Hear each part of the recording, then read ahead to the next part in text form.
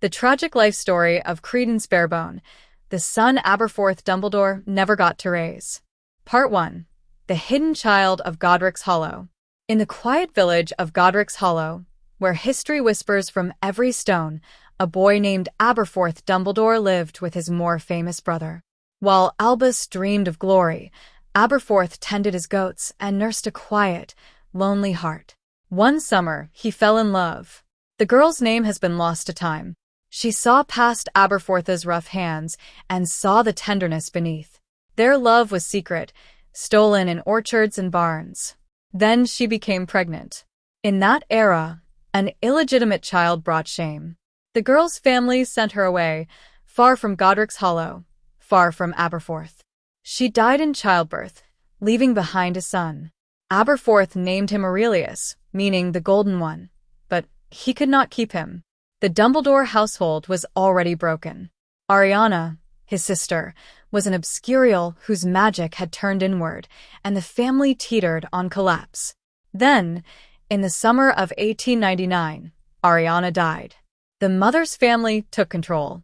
They decided the child would not stay in Godric's Hollow. They placed the infant Aurelius on a ship to America. He was accompanied by an aunt, the sister of his deceased mother. So the infant was sent away, across the Atlantic, to America. The aunt was meant to raise him in the New World, far from the shame of an illegitimate birth and far from the broken Dumbledore family. Part 2. The Journey of the Switched Babies. If you want to understand how the babies got swapped on the ship, you first have to know who Corvus was, why he got on that ship, and what his curse was. Corvus Lestrange was a powerful and cruel French wizard. Years earlier, he had used the Imperious Curse to enslave a woman named Lorena Calma, forcing her to abandon her husband and child and marry him instead. From this cursed union, a daughter was born, Leda Lestrange.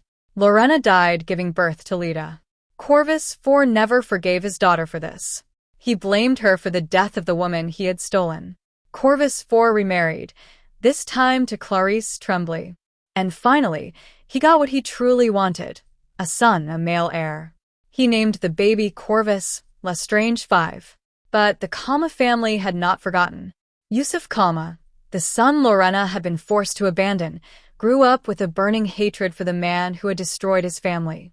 On his father's deathbed, young Yusuf was forced to make an unbreakable vow, a magical promise that would kill him if broken. He swore to find the person that Corvus loved most in the world and kill him. That person was his infant son, Corvus 5. When Corvus learned of this vow, he panicked. To protect his beloved heir, he decided to hide the baby far away, across the Atlantic Ocean, to America, where Yusuf Calma could not find him. He entrusted the infant to Irma Dugard, a half-elf servant whose faint magical signature would make her nearly untraceable. He also sent his unwanted daughter Leda along, perhaps as a companion, perhaps simply to be rid of her. The ship carrying them toward New York was called the Hecate, and on board were two babies whose fates were about to collide. The two babies. Baby 1 was Aurelius Dumbledore, the secret son of Aberforth Dumbledore, traveling with an aunt who had agreed to raise him in America. Baby 2 was Corvus Lestrange 5, the precious heir of the Lestrange family, fleeing a death curse.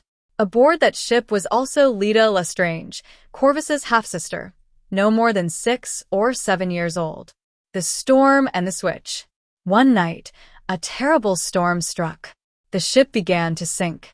In the chaos, Leda found herself alone with the two infants. Corvus was screaming, piercing, unbearable. The other baby, Aurelius, was silent, peaceful.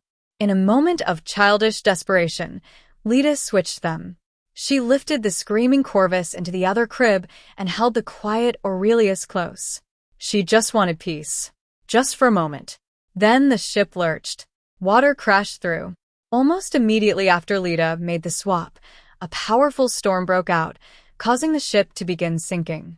During the chaotic evacuation, the aunt of the other baby, who now had the real Corvus, took him into a different lifeboat.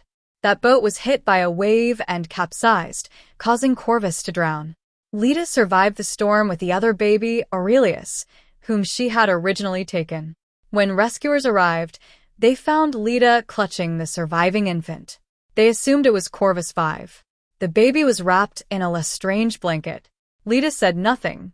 She was terrified. If her father learned the truth, that she had let his precious heir drown, he would kill her. So the lie lived. The real Corvus 5 drowned in the Atlantic, and Aurelius Dumbledore arrived in New York. Irma Dugard, realizing she had rescued the wrong child but unable to correct the mistake, brought baby Aurelius to America. She raised him in secret for about 4 years before eventually placing him directly for adoption because she was following orders. Adoption in New York, 1905.